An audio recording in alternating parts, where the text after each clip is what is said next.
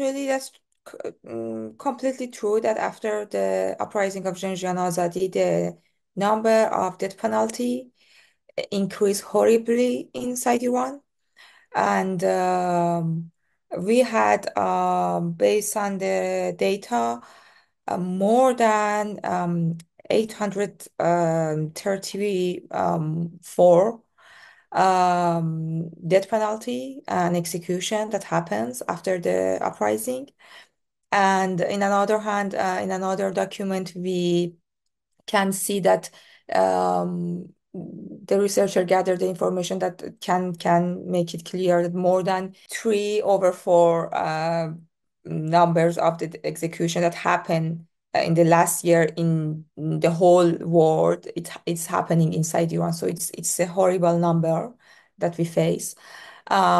So yes, I think that what's important about death penalty in Republic Islamic of Iran is that it was a tool since the beginning of the existence of this system for make themselves establish, and they use this tool at the first year of the revolution of the Islamic Revolution in a huge amount and huge number. They did a mass murder of the young people that they was against them. So since that time till now, always this is a tool. The tonality is a tool for oppressing and back this feeling for the system that they are stable. They are so of course they are using it again after the uprising because uprising it was very very scary for them. But we have to take a look also that with this tool that it means with the tool of execution they want to oppress which part of the society, and we can talk about this. Point on it after my first part of speaking. So yes, that is true that the number of the execution that's applying over the Kurdish community, it's getting so visible, and it's a very high number. In general, we can say that using the tools of death penalty for oppressing the minorities inside Iran, that is Baluch people, Kurdish people, the Arab people, it's usual. Republic of Islamic can use it very priceless without any without any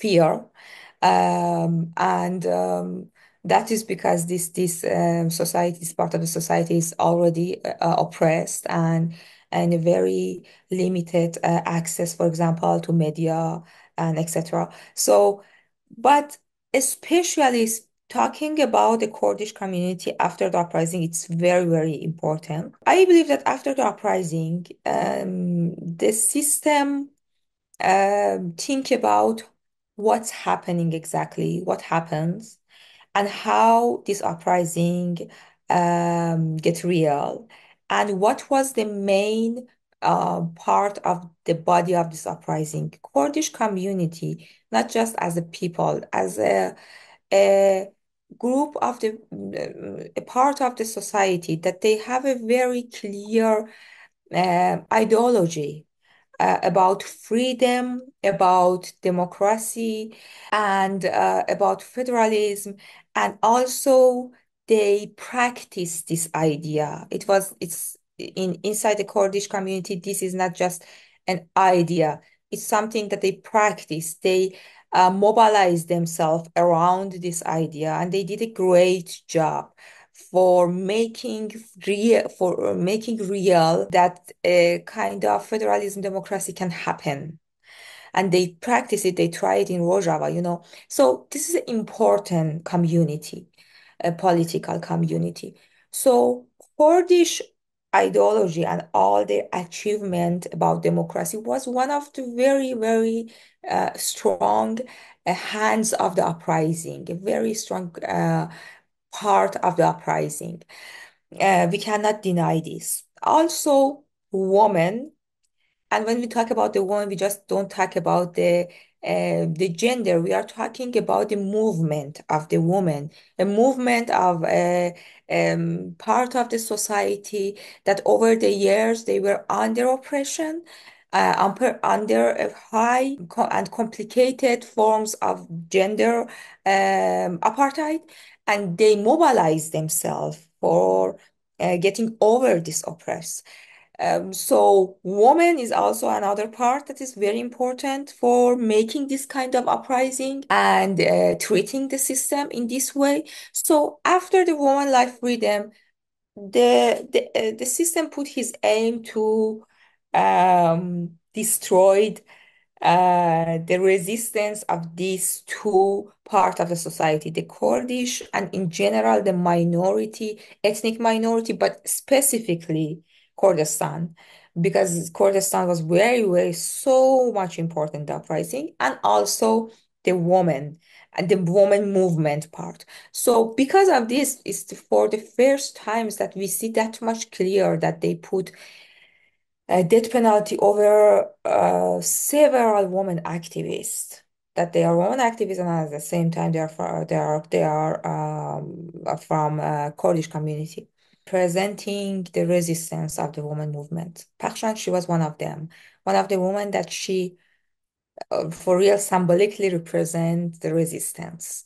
She worked for years and years, not in the military part of the resistance, but she was working in the social working part of the resistance. She was taking care of the ones that they get hurt by gender violence, the women that they survive from the sexual violence and rape.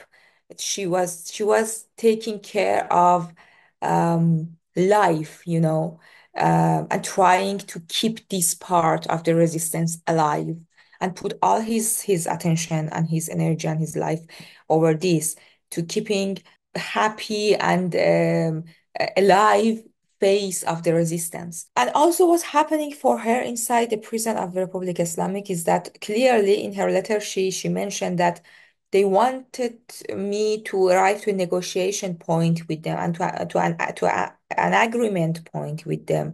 And we couldn't find any point of agreement for a woman that she never was representing armed resistance against the system, to don't be able to arrive to an agreement point, and they couldn't accept her. Although that she didn't even, I mean, I put attention over this sentence because I think it's important. She never fight against them with arm. She just fight against them with keeping alive the other women, and they couldn't resist this. They couldn't accept this even from her. This is very important. That how much, at least we can see that how much the resistance, the systematic resistance of the woman in Kurdistan is strong. And for real, the system feel threatened about in front of this systematic resistance. So yes, they put a death penalty. They want to put a death penalty over Pakshan Azizi.